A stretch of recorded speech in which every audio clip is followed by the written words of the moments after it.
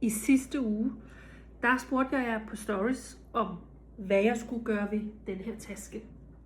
Skulle jeg selv putte et nyt for i, eller skulle jeg gå til en professionel? Og I stemte, og den afstemning har jeg tænkt mig at følge. I valgte, at jeg skulle sætte foret i selv. Så det vil jeg starte på i dag. Jeg vil pille foret ud, og så vil jeg lave et mønster ud fra det originale for. Nu vil jeg starte med at fjerne foret i tasken. Inden da må jeg lige få fjernet noget af det hardware, der sidder, fordi ellers så kan jeg ikke rigtig komme til. Og det er en svær en at få den så virkelig godt fast. Jeg må både tage knive og opsprætter i brug, før at jeg får den ud. Og prøv at se, hvor klistret jeg bliver. Det er simpelthen foret, der går i opløsning. Jeg kan ikke rigtig pille foret ud, for det giver sig for meget. Så jeg prøver både med en saks og en skalpel at skære det ud langs kanten. Og jeg må prøve endnu en saks, før jeg egentlig finder noget, der lykkes. Jeg klipper det helt tæt langs læderkanten. Og det er virkelig svært, fordi foret simpelthen går i opløsning mellem mine hænder. Til sidst får jeg endelig foret ud. Men jeg skal dog lige pille alle resterne og sømmen eller stikningen ud, som ligger langs kanten. Og så har jeg fået pillet foret helt ud. Inden jeg begynder at skille foret helt ad, så fotodokumenterer jeg det. Og så noterer jeg, hvad det er for nogle mønsterdele, som jeg skal lave, så jeg har et overblik over mit projekt. Nu er jeg klar til at klippe sømrummet af mit for. Det er den måde, hvor jeg kan lave de mest præcise mønsterdele, fordi jeg laver mønsterdelene uden sømrum, og så putter det på bagefter. Når jeg har klippet sømrummet af alle delene, så får jeg de forskellige mønsterdele. Og så lægger jeg dem oven på hinanden, som jeg mener burde være ens for lige at være helt sikker. Her har jeg den ene del af de store sider og den anden del, og dem lægger jeg også oven på hinanden, men så erfarer jeg, at de er altså ikke helt ens i toppen. Så for lige at få et overblik, så tager jeg tasken frem igen for at finde ud af, hvad for nogle dele, der hører til hvilke del af tasken.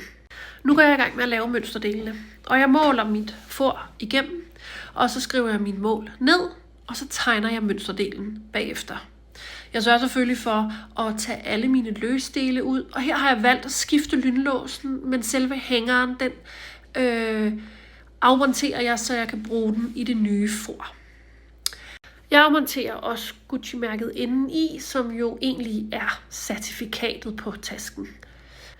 I processen med at fjerne det her for, der er der kommet lidt klister på tasken, og det vil jeg jo rigtig gerne fjerne. Jeg prøver med lidt forskelligt, både med varmt vand og sæbe, men nogle af stederne er det så krasbørstigt, at jeg tager en lille vatpind med en lille smule sprit på, fordi det er det, jeg ligesom kan fjerne det med. Jeg ved ikke, om det her det er det rigtige, så det vil jeg ikke anbefale, at du gør derhjemme. Jeg har dog bare prøvet mig frem. Nu er tasken helt ren og fin, og klar til, at det nye for kommer i. Så er jeg klar til at sy foret til min taske. Og jeg har valgt at lave det i en kombination af det mønstrede og noget ruskin.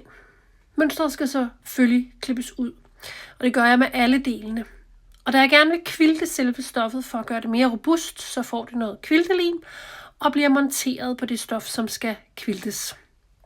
Derefter så lægger jeg mønsterdelen på og laver en meget, meget, meget grov udklipning af det, som jeg skal kvilte.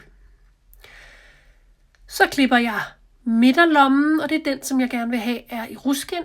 Og den klipper jeg selvfølgelig, så den passer til mønsterdelen. Jeg bruger også stoffet som for, og det klipper jeg ligeledes. Den her lynlås, den havde jeg i gemmerne, og jeg havde 2, lige det jeg skulle bruge. Den placerer jeg i sandwich på den midterste lomme imellem ruskin og stof. Jeg beslutter mig dog lige for en ekstra detalje, og det er, at jeg kunne godt tænke mig stofender på lynlåsen for at lave en rigtig flot finish indeni.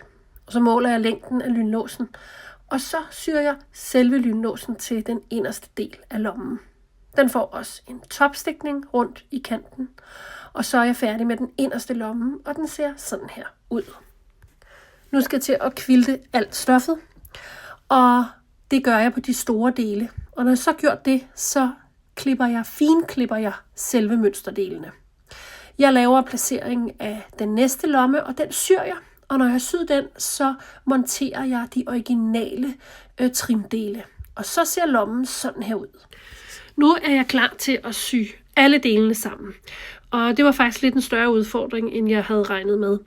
Men det var en sjov proces at samle de her dele på den rigtige måde. Og så er foret faktisk færdigt.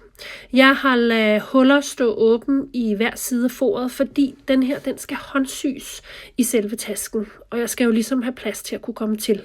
Jeg fandt også noget tråd i min gemmer, og det er den tråd, som jeg skal sy med. Det nye for til min taske er ved at være færdigt. Men nu skal jeg jo lige have det monteret i tasken, inden at jeg kan tage den rigtige brug. Og det er noget af det, som jeg egentlig har gruet mest for. Fordi at det skal håndsys på, og jeg skal arbejde på utrolig lidt plads. Den allerstørste udfordring ved den her taske, det har været at sy de her hjørner. Det har taget rigtig, rigtig lang tid. Og jeg har kun kunne sy et lille stykke af gangen, for så er jeg blevet rigtig træt i mine hænder. Jeg har syet i de hullerne fra det gamle for, altså der, hvor det gamle for var monteret, så jeg har ikke stukket nye huller. Men jeg er blevet rigtig godt tilfreds med mine hjørner. Nu er foret næsten sat i, og derfor så skal jeg til at sætte den her magnet i, inden jeg lukker foret fuldstændig. Og den sætter jeg igen ned i de eksisterende huller, og jeg sætter skinnen på, bruger lidt værktøj, og så er den fix og færdig. Det allersværeste har været, som sagt, hjørnerne, men også at lukke den sidste del af foret. Og er det blevet perfekt? Nej, ikke fuldstændig, men jeg er faktisk ret godt tilfreds. Jeg synes, at resultatet er blevet fantastisk, og jeg er vild med kombinationen af det quiltede stoffor og ruskindet i midterlommen. Det var min proces i, hvordan at jeg har lavet nyt for til en vintage taske fra slutningen af 90'erne. Og jeg elsker den.